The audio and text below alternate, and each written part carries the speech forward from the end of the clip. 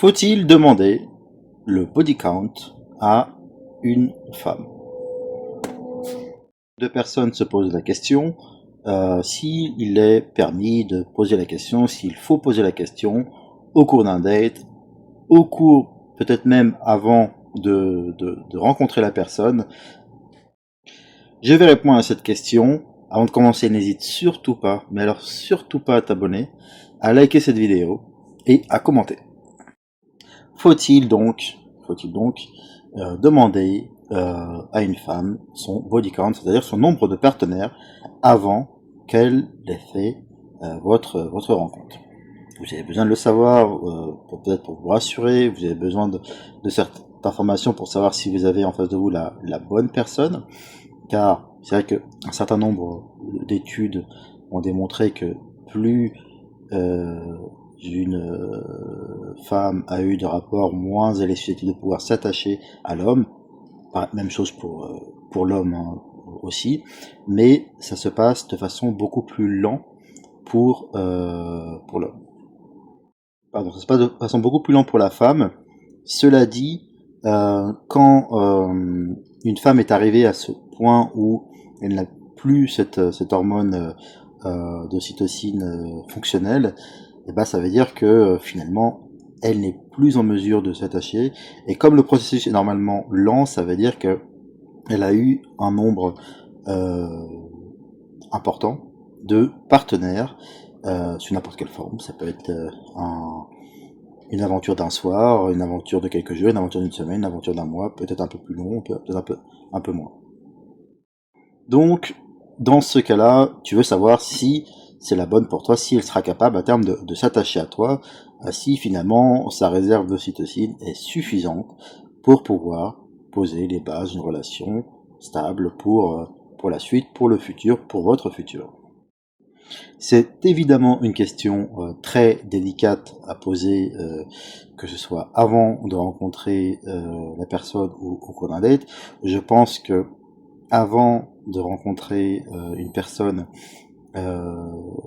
si vous lui posez la question, ce sera sûrement un drapeau rouge, comme disent, voilà, en guise de traduction de red flag, ce sera un drapeau rouge. Et la femme refusera de vous rencontrer. Voilà. Je pense que par contre un homme, quand il reçoit assez souvent cette question, et il ne s'en formalisera pas, il dira, il trouvera une raison pour, enfin, une façon de dire que ça va, il a joué fair play, qu'il mente ou non, voilà. Son objectif dans un cas comme dans l'autre, c'est de rencontrer la personne, donc voilà, il n'y a pas le mensonge n'est pas l'apanage de l'homme, tout comme il n'est pas l'apanage de la femme, il est l'apanage de tout le monde. Lui demander au cours d'un date risque de faire tourner au vinaigre, au piment, mais au piment avarier votre date, ça risque de fortement impacter la suite de votre date. Alors si elle initie la question, combien t'as eu de partenaires, bon, il n'y a pas de raison que toi tu ne lui retournes pas la question. Évidemment, c'est une question qui par nature est provocante, donc il n'y a pas de raison pour que tu ne lui retournes pas la même question. Voilà. Alors, il arrive que bien sûr, il y a beaucoup de personnes de mauvaise foi chez certaines femmes qui vont dire ah oui, mais moi je suis une fille, je peux pas répondre, par contre toi tu dois répondre. Ça, malheureusement, ça arrive souvent. Et ben, si elle refuse de répondre, accordez-vous le droit de ne pas lui répondre ou de ne pas lui dire la vérité. De toute façon, je le dirai, la raison pour laquelle plus tard, c'est une question qui est fortement maladroite, qu'elle vienne d'une femme ou qu'elle vienne d'un homme, tout simplement. Ce n'est pas une question qu'il faut poser à une personne du tout. La raison étant, en fait, il y a deux types de scénarios possibles. Voilà, j'en vois que deux. Alors dites-moi en commentaire si vous en voyez éventuellement plus.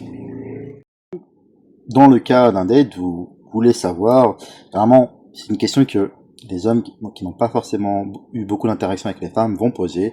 Ce n'est pas grave, on est tous passés par là, ce n'est pas un problème, ce n'est pas, on a tous eu des erreurs de jeunesse dans, voilà, dans nos interactions avec les femmes, on s'est tous trompés, on s'est tous parfois très lourdement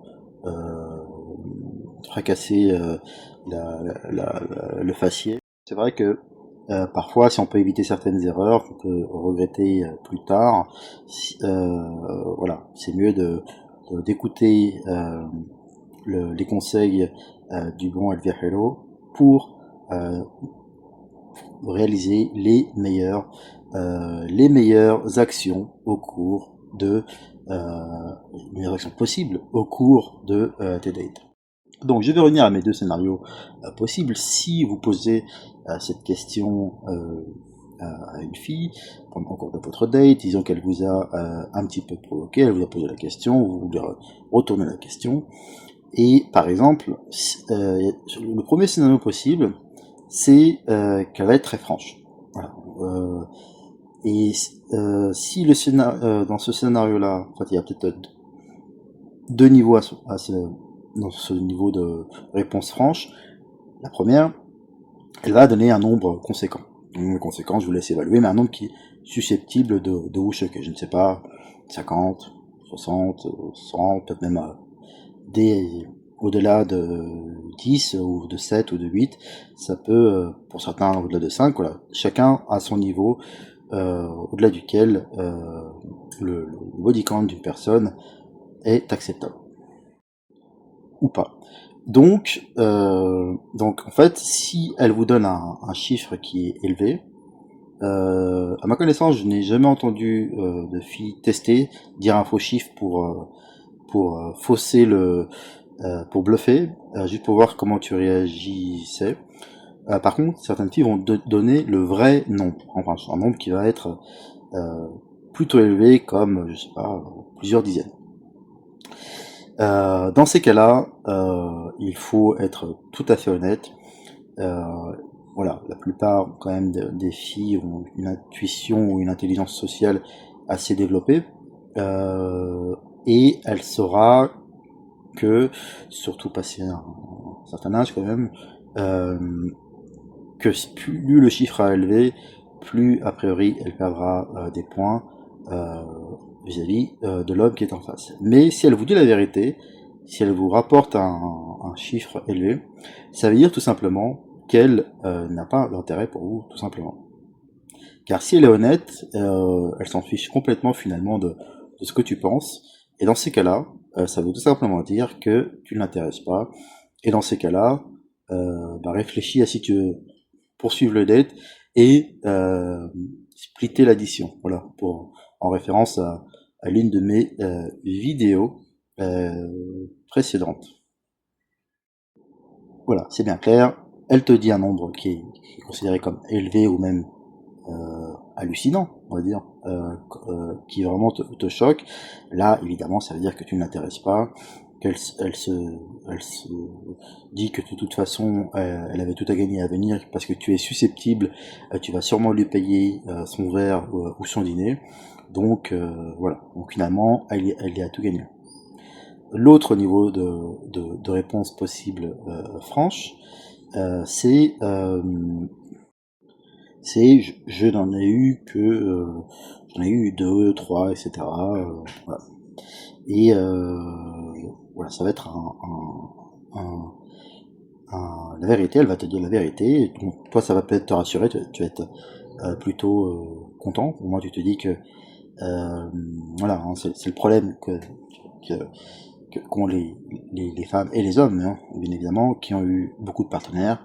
Et ben, c'est le système de comparaison, de notation, d'évaluation, que ce barème qui s'affiche systématiquement dans leur cerveau quand ils ont rencontré beaucoup de partenaires, malheureusement. Donc c'est le problème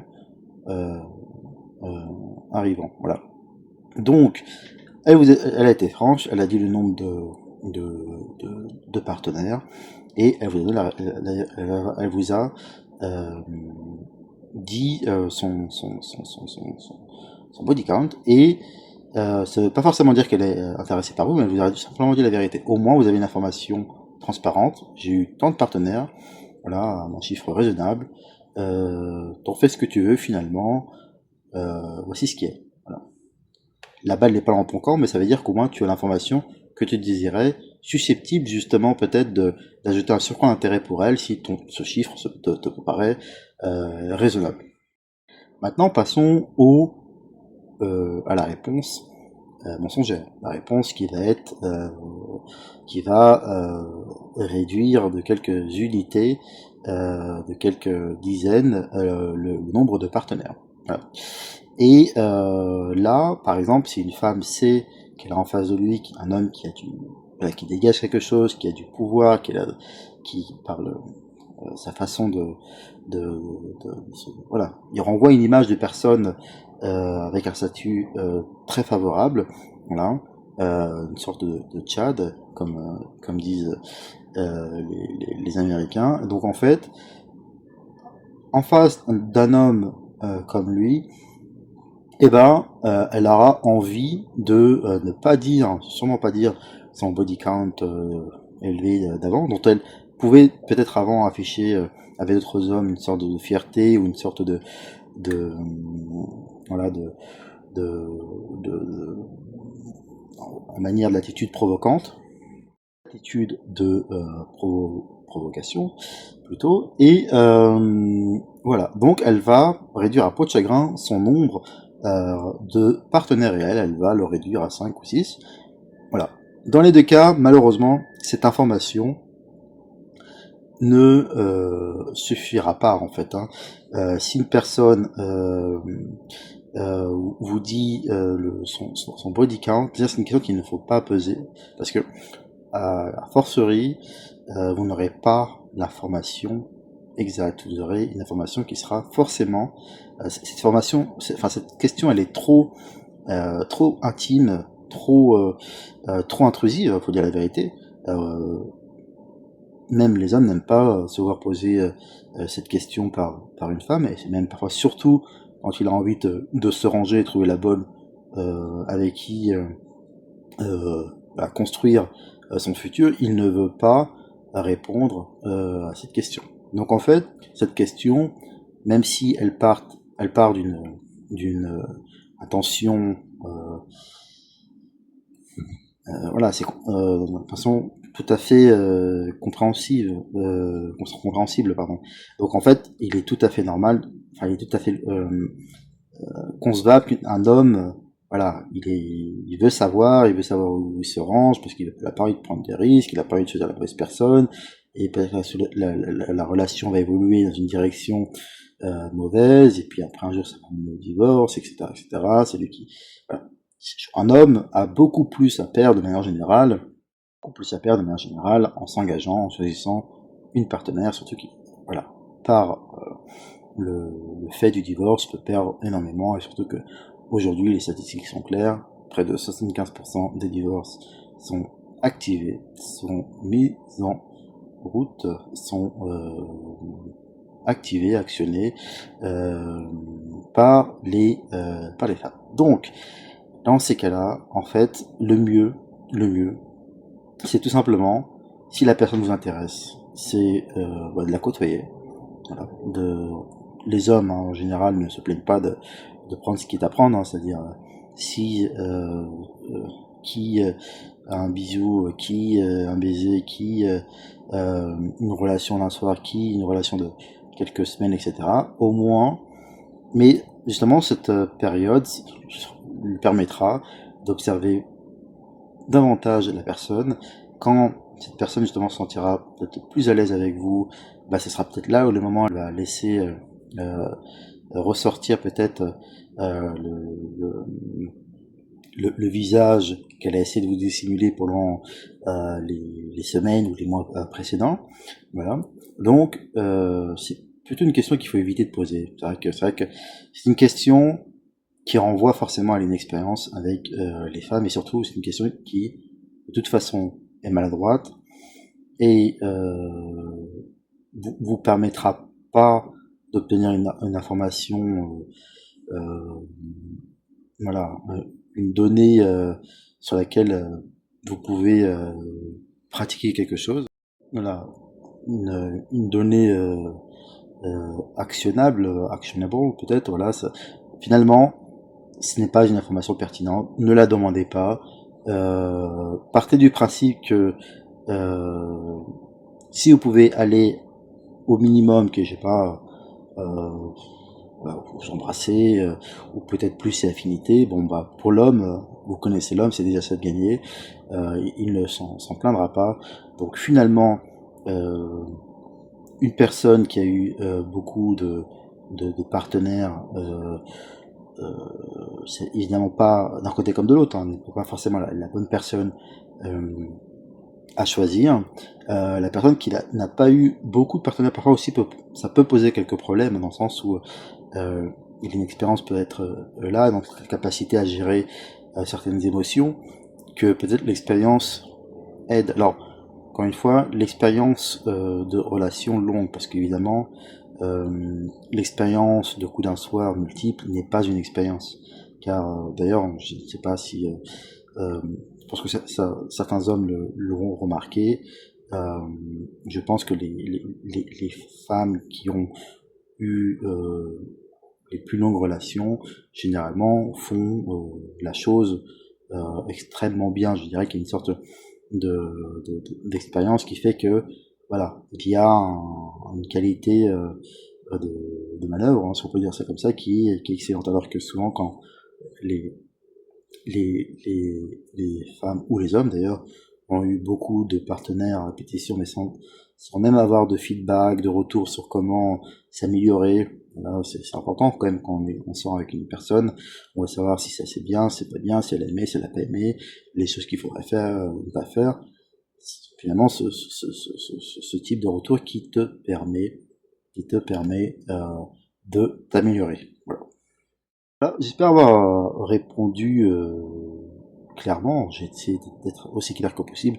Et vous me connaissez maintenant, ça va assez souvent dans tous les sens. Mais voilà, c'était un sujet que je voulais aborder parce que c'est un sujet important du body count. C'est un mot qui est devenu assez populaire ces dernières années. Une information qui, quand elle est demandée de façon chevalière, et fait débat, voilà. Et ça peut se comprendre sur certains aspects. Donc, mais je pense avoir répondu à cette question là au cours de cette vidéo. Ne demandez pas cette information, elle ne sert strictement à rien. Voilà. Abonne-toi, à bientôt.